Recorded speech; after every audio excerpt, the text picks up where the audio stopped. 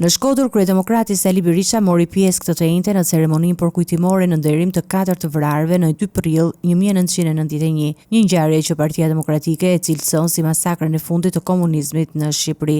Gjatë fjalës së tij, Berisha kujtoi angazhimin e gjeneratës së studentëve dhjetorit të 90-s për një Shqipëri europiane dhe kritika e tij u përgjendrua mbi kryeministrin Edi Rama, të cilën e akuzoi se po pengon këtë proces. Ushtoj ato ditë me fuqishëm se kur Shqipëria si Europa. Çfarë ndodh sot? Edi Rama për vjedhjet e tij i bllokon Shqipërisë dyert e Europës dhe i tregon derën e Beogradit. Premtoi pasaportën europiane dhe tani ofron pasaportën e Beogradit. Tani kërkon për të mbajtur pushtetin dhe karrigën. Armiku i qenjës shqiptarëve, armiku i tartës shqiptarëve, i ditërit tyre. Edi Rama është i vetmi kryeminist në Europë. Berisha akuzoi gjithashtu kryeministrin për shtypjen e opozitës në parlament. Kryengritja paqësore nuk është një ndeshje futbolli, që përfundon brenda një afat. Të gjithë do donim të ishte atill, po që në momentin që thuhet kryengritje paqësore, vetë kuptohet që ajo është një lëvizje e qëndrueshme dhe vazhdon gjën realizim në qëllimeve.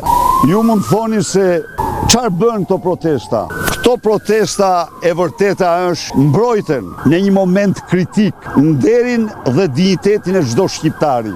Në mbyllje të fjalës së tij, kryedemokrati bëri thirrje për bashkim të qytetarëve në protestën e opozitës, duke theksuar nevojën për mobilizim kundër politikave të qeverisë dhe për mbrojtjen e pluralizmit politik në vend.